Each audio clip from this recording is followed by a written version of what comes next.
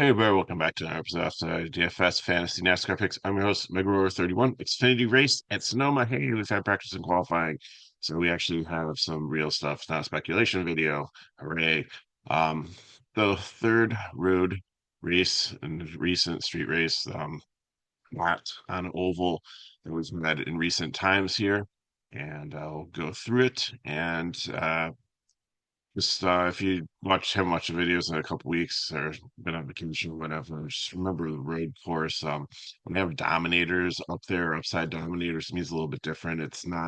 There's not as many laps here, so it's not like you need the leader, but you're looking more for like those who could win the race and finishing position. So that's you want to kind of limit your top 10 to probably two if you look back at a couple optimals. They haven't ran here too often, I think only the last couple of years.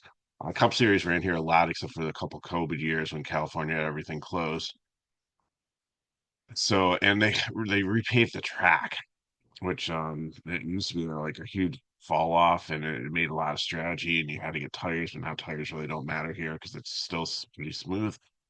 So you want finishing position, so for like at least try to get the winner here, and then you want place differential, as we've talked about in most road courses recently. So start up top, Shane Van Gisbergen, really high priced at $13,000.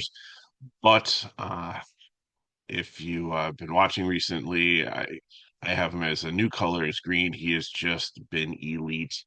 Um, it's something very special here, very dominant. Now, granted, he is human. It is a car. Like some things could go wrong, but just on the heater he's been on road courses over the last couple of seasons, in the Cup and in Xfinity, I think, and how well he looked in practice, all the JR Motorsports cars were had a lot of speed. And I think he makes a lot of sense. Village has also come on the scene and has been very successful at road courses also. A lot of experience outside of Xfinity, previous driving on road courses and does really well. Is not at the level at Van Gisberger.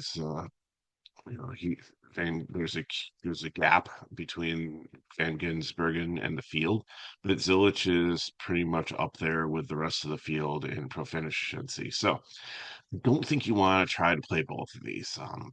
Might do it in one lineup, but majority is going to be Van Gisbergen. And I'm going to have some Zilich for um, most of my lineups. Have about, I think I'm splitting my cash kind of in three. I have two different Van Gisbergen builds. One Zilich build that I'm going to kind of peanut butter and spread out my cash lines on. And then GPP is just going to be like pure place differential and maybe like take a shot on one of the dark horses up here. Uh, Mayor and Love, I think, are upside ones. I think they'll have like lower ownership. So in the EPP, and the other thing you can if you play in the 20 max, like dollar, sometimes that's and then you just spread out the winners here or the other top 10 person with Van Gisbergen. There's enough value down below towards the bottom to be able to make this happen and not to like completely hate your lineup or feel like you're just throwing something at the wall hoping that it sticks. So while I give a GPP, the Joe Gibbs cars have had so many engine issues recently in Cup and in Xfinity. I just don't know what's going on until I see them maybe back on oval tracks and on with some better results. I'm gonna kind of play them in GPP and not in cash. And I just don't think Swalch has the upside to win here. Like he qualifies good, but and he's a decent road racing, but just they've had so many. The team's just had so many mechanical issues recently. I just can't do it. J.R. Smith. There's J.R. Smith. Wow, North Carolina in the house. Um, Sammy Smith with the upside dominator tag there. I think between he and Quaffle, and I think Quaffle has earned his I think I can color him in with the well, he's definitely in doing well on road courses and deserves to be that color. So I think they're pretty even here, but I'm going to lean Quaffle just because of how well he's been recently, and you're saving $800. Um, I think either one of them could potentially be purple here, but I kind of like Quaffle a little bit better than Smith as a chance to win. But I think they're both similar plays and ones that you could also consider up here. Jones, volatile, not a good road course. Qualified well here, but I just don't. Would it surprise me if he hung around the top 10 all day? Kinda, but really, I just think that he is not a good road course driver and could end up with the um in a trip up off the course. Car breaks down, so create the same thing. Is like this guy's got so much potential, and it's like he's gonna win one of these eventually. It's kind of like Ty Gibbs and Cup, but it just never happens. So GPP for me. Allgaier, another one that I could have maybe put the purple on or the upside dominator here, but I like kind of the ones that are up a little bit higher. Like Mayer's been doing really good. If I had to switch one out, then Love would turn to a GPP and Allgaier would get the upside dom, or maybe um, Love GPP. Orange would go to Quaffle, and you could maybe put the purple dom on him because it's JR Motorsports and he's been good on road courses, and it just hasn't gotten the results this year yet on one. So I think it's still a strong cash play here with a little bit of place differential with the upside to potentially win it. Same thing with Gray. He's the only Gibbs car recently that has not had as many issues and has had good results. So I think you can play cash them. Perkins and Alfredo starting way too far forward here. They are going to drop. I don't foresee as the cream rises, them being able to hold their position. So they're probably going to get you some negatives there. Corey Day, okay here, but I think there's much better plays in the price range. GPP, if he's the last guy in, I'm fine with it. I like him better than Jones and Swalach, definitely, if you have the couple $100 more. But if you don't, then just save $300 and drop down to like Burton, LeBay, or Sieg, and see if the leftover money can help another place in your lineup. Riley Herbst drops down for Cups, jumps in the 19. I think it'd be a cash play with his experience and place differential upside here. But again, it's a Gibbs car, so I'm a little bit apprehensive, but I like the place differential factor of Gray and Herbst and how well they've done versus some of the other Gibbs cars and Jones and Swallow starting up much higher. It gives me a little bit more cushion and floor and cash if there's a disaster for that. Hill, I have as a prime. He's a really good road course driver and just didn't have a really good qualifying lap. His speed in practice was okay. Um, I think he's been highly owned and definitely have some upside here to get up in there to the top 10 and some place differential. And I feel pretty solid on that one. Burton and Williams, I think, are fades here. Again, they're starting a little bit too far forward here. Williams could potentially hold his position and might be okay at 66, but there's so many other better plays that I'd like to take further on down for a couple hundred dollars less. Harrison Burton kind of started in the middle here, mixed results. Not a great road course driver. Has been doing better. GPP for me.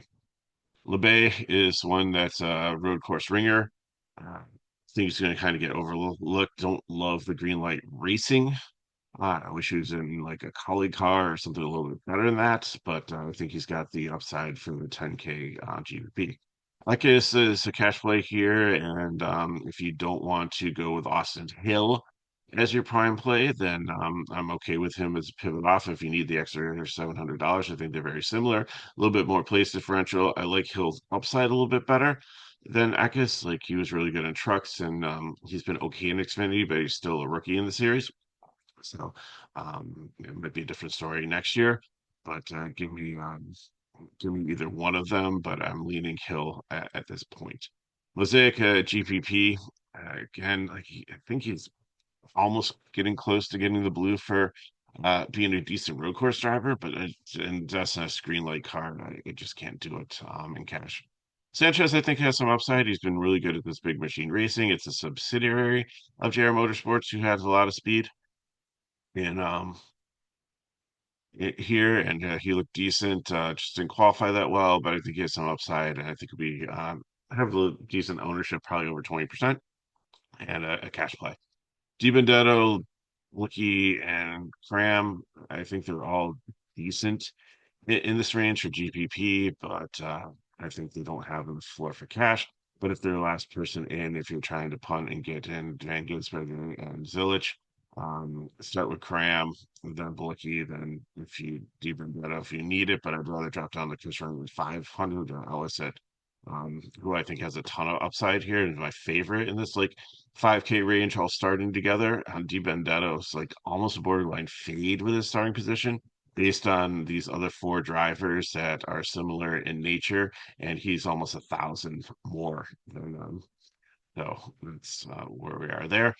Ryan Sieg isn't the greatest road course driver, but he's not a 29th place car, so I think he'll be very popular at 7,100 and has definitely some upside and floor for cash. Clemens, I'd usually start down here, but he's almost like losing his road course proficiency in my book. I just haven't seen it. So, you know, keep my eye on him. I haven't lost faith in him. I just 61, like you just a couple of positions ahead of him, you have like $1,000 less that help you probably get a better driver in. So I just don't like it. And I'd rather pay $200 more for a colleague car and Daniel Dye, who's done really well on road courses in the prime play. And even I'd $300 less for Poole, who's been solid also in this Alpha Prime card. Not super proficient on road courses, but good enough that I feel okay for him in cash. Green has been really good on road courses. This Jordan Anderson car has a lot of upside. It's not a 33rd place driver, and definitely I think we can get up at least 10 place differential points into the top 25, sniffing the top 20. So a solid choice for you as a prime play there. Retzloff's been all over the place, so that's why he makes the ultimate 10K GPP pick here. And then Thompson, Rogers, and Sieg. Rogers, I'm a little skeptical. I didn't really want to pull the trigger on him in this Colt family racing car because I just don't feel they have like the speed or they could easily break down. Um, but I did end up giving him the cash tag here comprehensively, but he only has can only lose you two place differential points. And with the everything always being scored on 40, he's going to have two baked in. So his absolute worst case scenario is a zero, which doesn't kill you at 5,700. So I think that's floor for me. So that's a cash play. And looking at Dean Thompson, who in the Sam Hunt car should um progress and move up, but you're saving $1,100. So in context, the cash tag is appropriate for Rogers, even though I'm a little bit skeptical on the upside. The floor is there. And same thing with Kyle Sieg. Not the best road course driver, but he's had a technically sound car.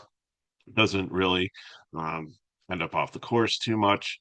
It just doesn't have the speed or the technique, but has the floor to be a nice cash fill in. And then Perez down here made it in only because only one car is not going to make it in, and it was like Austin J. Hill, and that just was slow and just had no 100 points. So Price sneaks in here. He hasn't qualified for a couple races recently. I don't expect much. I was going to put a fade, but he is starting dead last. He's going to get 2 points no matter what he does, and only has upside. So I think that's fine at GPP. Again, I just couldn't do it for cash. Um, because I think that he could end up laps down on a road course. Yes, maybe end up off the track, have to get something fixed. He just isn't proficient here at all. So GPP for me. But again, if you're like punting and trying to get like Van Gisbergen and Zilich in the same lineup, then he is probably going to be a play that you're going to need. You might not be able to afford like probably Hill, and need like somebody else to throw in there. So I'm fine punting on him. For the other two, a little bit more ahead of him in Rogers and Sieg, but Perez has to be in the discussion. So I got for you for the questions from the chat below. Hit me up with 31 on Twitter, X, whatever. I know we call it X, and it's starting to get mainstream, but still Twitter to me in many ways.